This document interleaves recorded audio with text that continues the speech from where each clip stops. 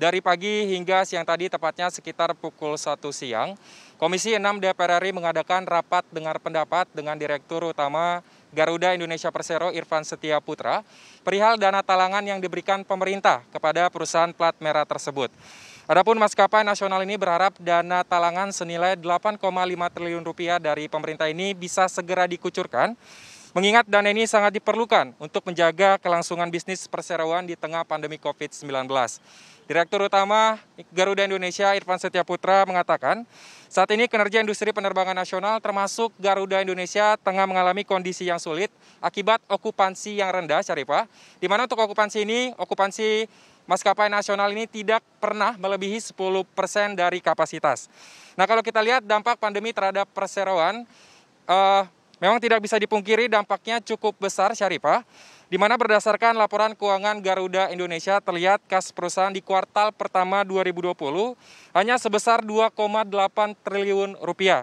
Ini tentunya jauh lebih rendah dibandingkan tahun 2019 yang mencapai 4,2 triliun rupiah, 2018 3,6 triliun rupiah, 2017 4,2 triliun rupiah, dan bahkan di 2016 bisa mencapai 7,8 triliun rupiah.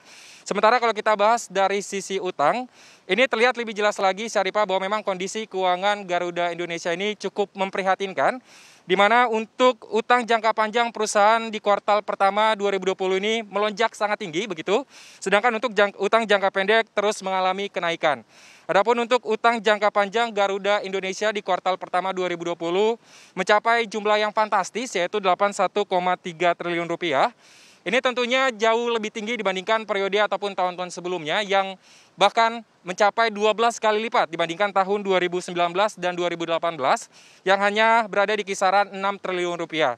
Untuk 2017 juga utang jangka panjang Garuda Indonesia hanya mencapai 12,2 triliun rupiah dan di 2016 15,6 triliun rupiah. Untuk utang jangka pendek sendiri di kuartal pertama pada tahun 2020, Garuda Indonesia memiliki utang jangka pendek sebesar 60,2 triliun rupiah. Tentunya ini merupakan utang jangka pendek terbesar begitu, Syarifah. Apalagi ini masih dalam kuartal pertama begitu, yang jauh lebih tinggi dibandingkan 2019 yang mencapai 45,3 triliun rupiah. Di 2018 juga hanya 43,1 triliun rupiah. Sedangkan di 2017 dan 2016 hanya mencapai di kisaran 20 triliun rupiah.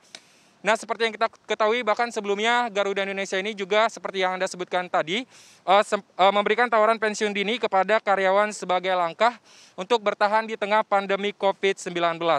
Setidaknya hingga hari ini, jumlah karyawan yang mengajukan tawaran untuk pensiun dini ada sekitar 400 karyawan, dan ini akan berpotensi begitu, Syarifah, untuk meningkat ataupun lebih banyak lagi karena memang dari perusahaan tadi Irfan Setiaputra mengatakan tidak ada pembatasan atau tidak memiliki target begitu untuk jumlah karyawan yang akan mengajukan pensiun dini.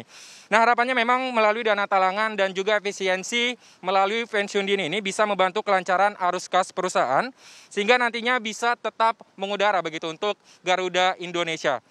Dalam rapat ini juga dibahas, Syarifah, terkait skema dana talangan yang diberikan oleh pemerintah, di mana Garuda meminta bentuk dana talangan itu berupa mandatory convertible bond atau MCB dengan tenor 3 tahun. Nah, tadi kita bertanya mengapa harus MCB begitu, Irfan Setiaputra mengatakan ini agar memberikan waktu dan kesempatan kepada pihak manajemen yang baru diangkat pada awal Januari 2020 lalu, serta untuk memperbaiki fundamental revenue dan juga cost perusahaan. Nah, memang dia berharap melalui dana talangan dan juga efisiensi ini bisa kembali memperbaiki arus kas perusahaan dan juga bisa memberikan stimulus kepada Garuda Indonesia untuk tetap bisa bertahan di tengah pandemi COVID-19. Nah, untuk mendengar lebih lanjut, berikut keterangan Direktur Utama Garuda Indonesia Persero Irfan Setiaputra.